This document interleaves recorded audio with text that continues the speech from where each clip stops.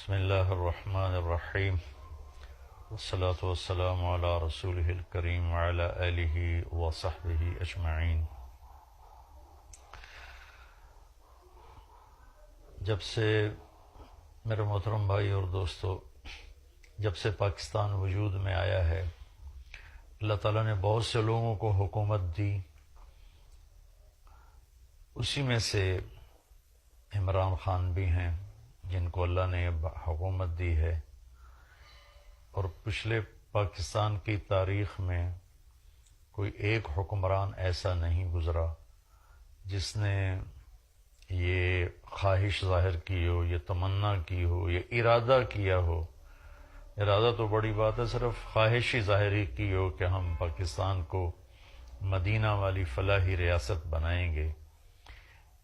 موجودہ وزیر اعظم پہلے شخص ہیں جنہوں نے پہلی تقریر میں اس نظریے کو پیش کیا۔ تو میری گزارش ہے تمام پاکستان کے 20 کروڑ عوام سے کہ ہم سب اس بندے کی پوری مدد کریں، دعا کے ساتھ، تعاون کے ساتھ، کہ مدینہ کی ریاست کا جو بھی تصور پیش کرے گا ہم اس کے غلام ہوں گے۔ اور خان صاحب، اللہ تعالیٰ ان کی زندگی میں برکت دے، یہ ہمیشہ اپنی قوت ارادی میں بڑے پکے رہے۔ پھر اس کے بعد اتنے بڑے ہاسپٹل، اربوں کا منصوبہ، جیب میں 4 آنے بھی نہیں، لیکن عزم کیا، ارادہ کیا، اللہ نے اسے کھڑا کر کے دکھا دیا۔ پھر یہ 22 سال پہلے سیاست میں آئے، یہ تنہا تھے، اللہ نے ان کی قوت ارادی، محنت، وزیر اعظم بنایا۔ اب یہ ایک خوبصورت خواب دیکھ رہے ہیں اور ہمیں دکھا رہے ہیں، اور مخلص ہیں۔ مجھے اللہ کی ذات سے امید نہیں، یقین ہے 100% کہ یہ انتہائی دیانتدار، انتہائی مخلص ہیں۔ ہمیں ان کا ساتھ دینا ہے۔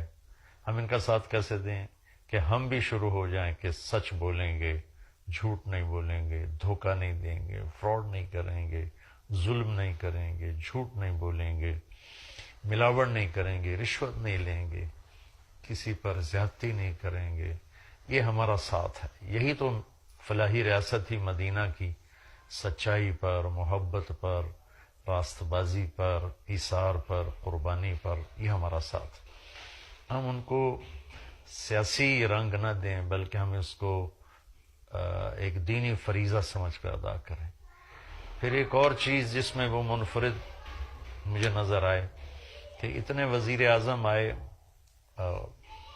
عمران خان صاحب بھی وزیر اعظم ہیں، ان کے ساتھ خواتین اول بھی بہت ساری آئیں۔ یہ پہلی خاتون اول ہیں جو پورے اسلامی حجاب میں ہیں، نقاب میں ہیں، پردے میں ہیں۔ پورے میرے پاکستان کی خواتین کے لیے ان کی زندگی ایک پیغام ہے کہ اتنے بڑے منصب پر بھی پردہ کیا جا سکتا ہے۔ یہ بھی وہ ان 2 چیزوں میں وہ اپنی مثال آپ ہیں، ہم سب ان کے لیے دعا گو ہیں۔ اللہ ان کی مدد فرمائے اور انہیں ہر شر سے بچائے۔ السلام علیکم۔